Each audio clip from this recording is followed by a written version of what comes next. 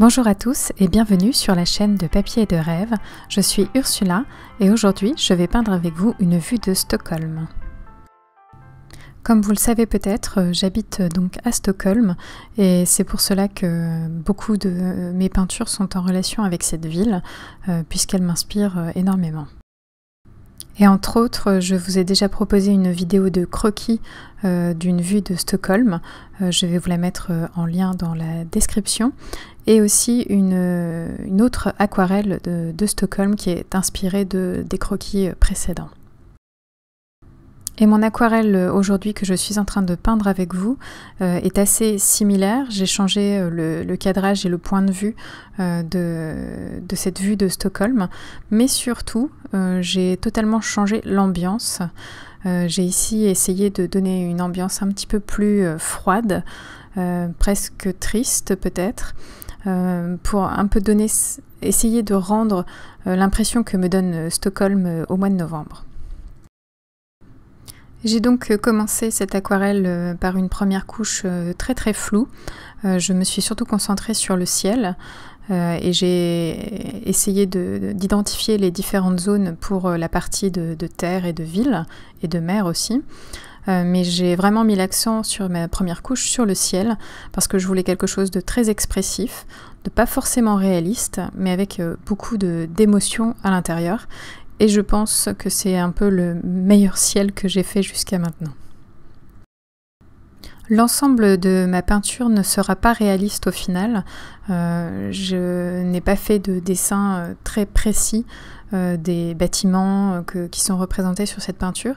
Et donc c'est un petit peu avec des traits pas forcément très droits, avec des détails pas forcément exactement bien placés, avec peut-être aussi une perspective pas forcément la meilleure, mais je me suis concentrée sur l'émotion que je voulais transmettre, plus que quelque chose de réaliste et de parfait en quelque sorte. Et pour faire passer ces émotions, je me suis fortement appuyée sur les couleurs. J'ai choisi 3 couleurs seulement pour cette aquarelle, il n'y en a vraiment que 3, et elles sont toutes des couleurs froides. Donc j'ai choisi le bleu outre-mer, l'alizarine cramoisi permanent et le vert émeraude. Alors ça peut paraître un choix un peu étrange pour une peinture, ces 3 couleurs-là, puisqu'il me manque un jaune pour avoir les 3 couleurs primaires en fait. Mais ces 3 couleurs sont suffisantes pour moi pour avoir une variété dans les couleurs et avoir des tas de nuances déjà disponibles. Et donc je crée des nuances dans mes bleus, dans mes rouges, dans mes violets, donc un mélange de bleu et de rouge, et dans les verts, j'ai aussi toute une palette de nuances possibles. Et même avec juste ces 3 couleurs, je peux tout de même obtenir une couleur très sombre, et c'est avec le mélange de ces 3 couleurs en fait que j'obtiens la couleur la plus sombre de cette aquarelle. Le rendu donc de l'émotion que je veux transmettre à travers cette peinture passe donc par les couleurs comme je viens de le dire, mais aussi par la composition en fait. Vous pouvez aller voir mon image d'inspiration sur le blog, je vais vous mettre un lien dans la barre de description pour voir l'article du blog en relation avec cette peinture, et vous allez voir que mon image d'inspiration n'a absolument rien à voir avec mon image finale. C'est-à-dire que j'ai pris la liberté de modifier ce que je voyais dans mon image d'inspiration pour créer une image qui soit plus en relation avec mon ressenti de la ville de Stockholm en mois de novembre. Et cette modification commence par le ciel, que je vais rendre un petit peu plus chargé, un petit peu plus texturé et un peu plus dense en couleurs pour obtenir cet aspect nuageux et assez étrange, presque énigmatique de mon image. Et j'ai aussi modifié la présence du clocher qui est au premier plan, qui est beaucoup plus importante dans mon image que dans la réalité, pour aussi contrebalancer le déséquilibre que je crée avec mon ciel. Donc j'ai une grosse masse colorée à gauche et j'essaye de répercuter un petit peu cette masse sur la droite.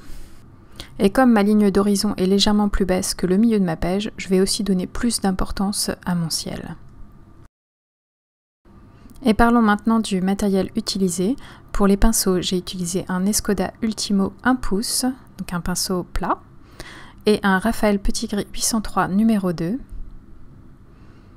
ainsi qu'un Silver Brush Black Velvet 1/4 pouce.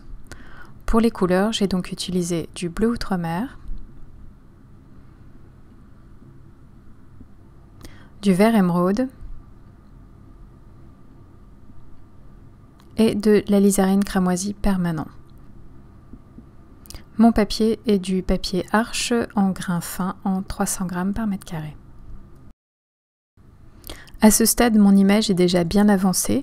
Je pense qu'on peut identifier les différents bâtiments, même s'il s'agit uniquement que de tâches en elles-mêmes. Il n'y a pas de dessin d'architecture avec une structure importante sur cette image. Ce sont juste des tâches pour donner l'impression d'une ville à cet endroit-là. Et juste pour lui donner un tout petit peu plus de vie, je vais rajouter quelques détails. Donc c'est quelques fenêtres, peut-être une bordure architecturale qu'on voit un petit peu plus fermement qu'une autre. Juste quelques petits détails.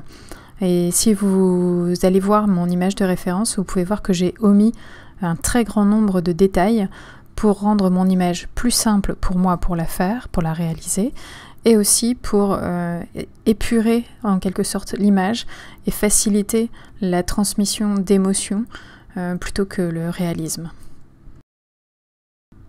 En fait, pour faire simple, dans cette aquarelle, la réalisation est plutôt la partie facile de l'ensemble de la peinture, mais c'est plutôt le travail de conceptualisation, de simplification et de construction de mon image en amont qui est un petit peu plus compliqué. Et malgré tout ça, j'ai quand même réussi à m'amuser pendant la réalisation de cette image, surtout avec la partie du ciel qui rend vraiment très très bien et qui est exactement ce que je voulais, même si je ne savais pas comment le faire avant de commencer. Et avant de vous quitter, je tenais à vous souhaiter une belle année 2019. J'espère qu'elle sera remplie de créations et d'aquarelles pour chacun de vous. Et j'espère que vous continuerez à me suivre pour cette nouvelle année. Et cette vidéo est à présent terminée. Merci de l'avoir regardée jusqu'au bout.